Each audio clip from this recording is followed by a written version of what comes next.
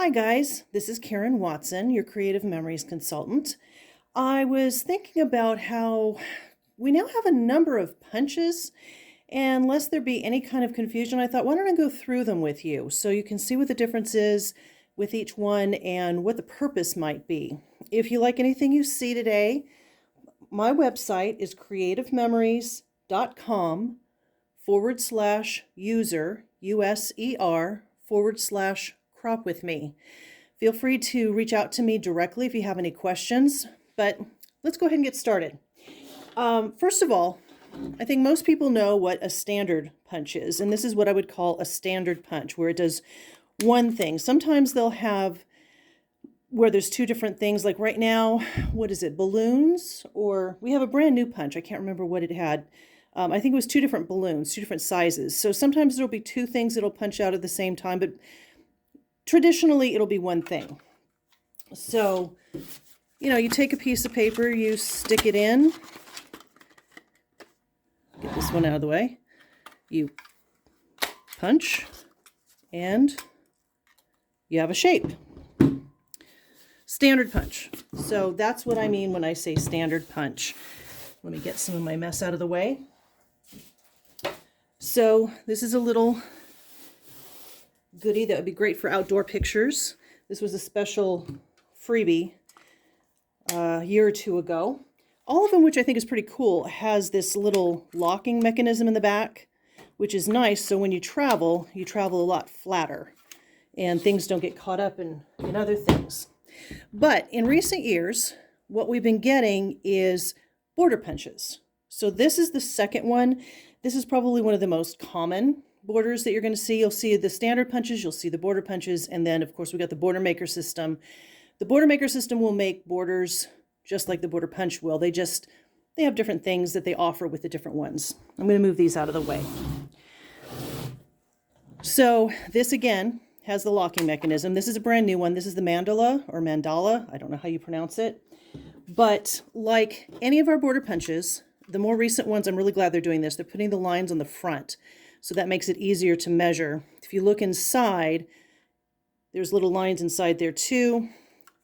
Then you've got the tray here that has the shape on it.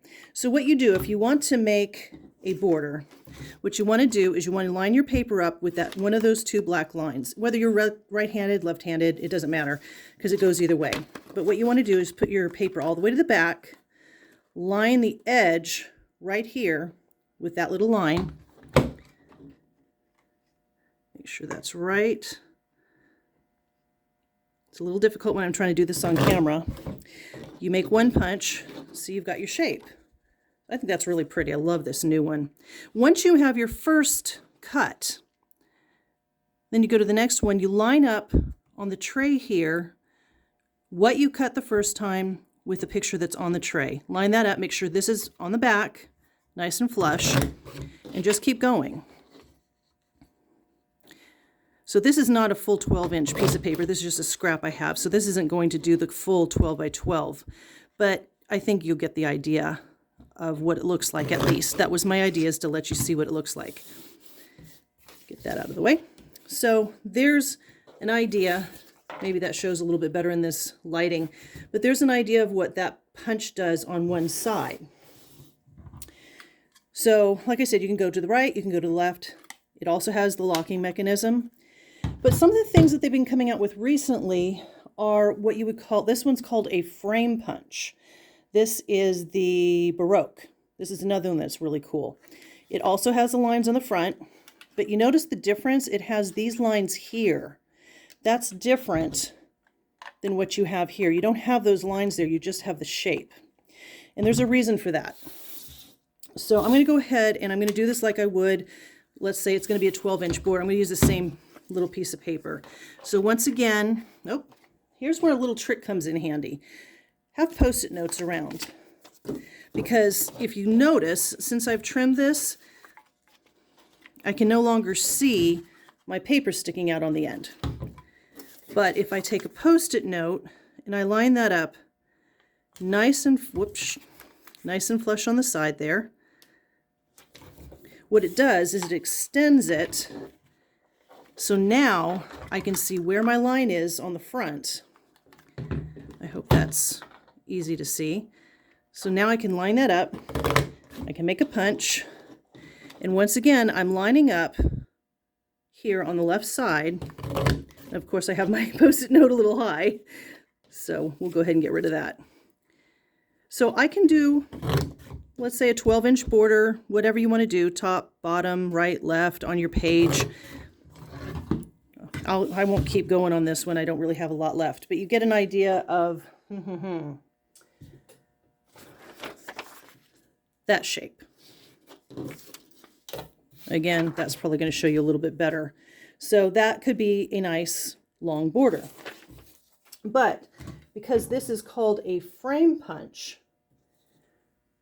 what you can do, as long as you have...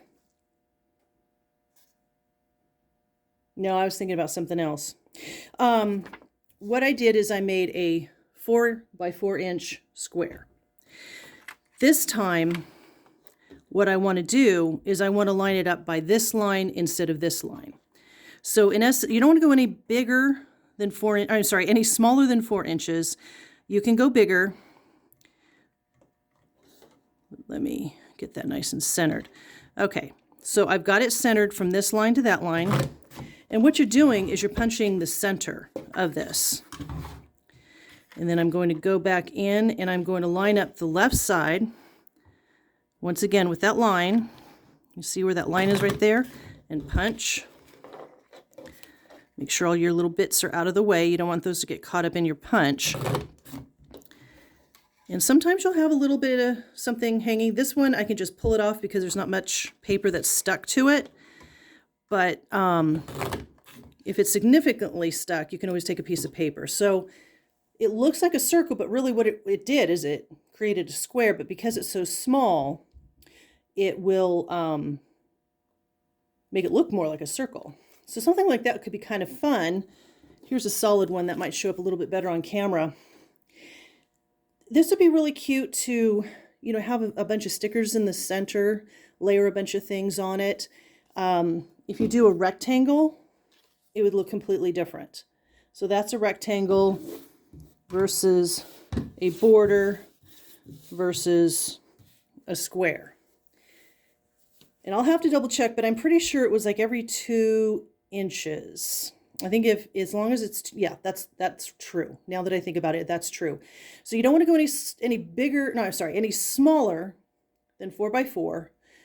But as long as it's in 2-inch increments bigger, you could do like a 4 by 8, a 4 by 12, 8 by 8, 6 by 6. As long as it's 2-inch increments, then you're good to go. Get some of my trash out of the way. So that is your frame punch. That's why it's a little bit different, because it does squares and it does rectangles. Then the fourth kind of punch that we have is the circle punch. And I think this is so pretty, so intricate. Like the others, it has the little latch in the back to lock it. But if you notice, this looks different than any of the other punches. See, these have these extended arms. This is meant to cut in a corner each time. So what I'm going to do is I'm going to show you, this is a 6 by 6. By the way, if you look at the side of this, I think this is brilliant. They actually tell you exactly what to do. So I'm going to show you what to do, but your puncher itself is going to tell you. So you want to cut a 6 by 6 inch square and then push it all the way to the edge. On this side, all the way to the top there. Punch. You turn it, line it up again. No measuring, really. Punch. Punch. Okay, now that looks kind of funky, right? What's the deal here? Well, what you do now, because you only cut on one side, you flip it over. So now you're lining up. You see you've got a little rectangle there, all the way to the top, all the way to the side. I'm starting to get little bits stuck in there. And you go around 4 times. So you're cutting 8 times for times on one side, 4 times on the other. And when you're done, you've got the perfect circle. And this softer, thinner paper is a little bit more challenging sometimes than your cardstock. But there you go. You got that perfect circle. Isn't that pretty?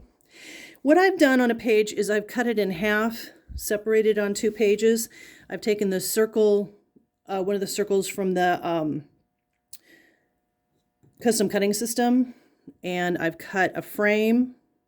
It's a circle, but a backing, and then a photo in a smaller circle. And so it actually was double matted, but it was the perfect circle of a photograph inside of this. And that was really pretty. I'm sorry I didn't bring that downstairs to show you. When I decided to do this, I wasn't really planning ahead. I wasn't really thinking about it. So this was kind of a spur of the moment thought. I hope that's helped. I hope that gives you some ideas of some of the things you can do with the new punches. Like I said, reach out to me if you have any questions. I'm here to help, and I love what I do. Thanks. Thanks for watching. I appreciate it. Bye.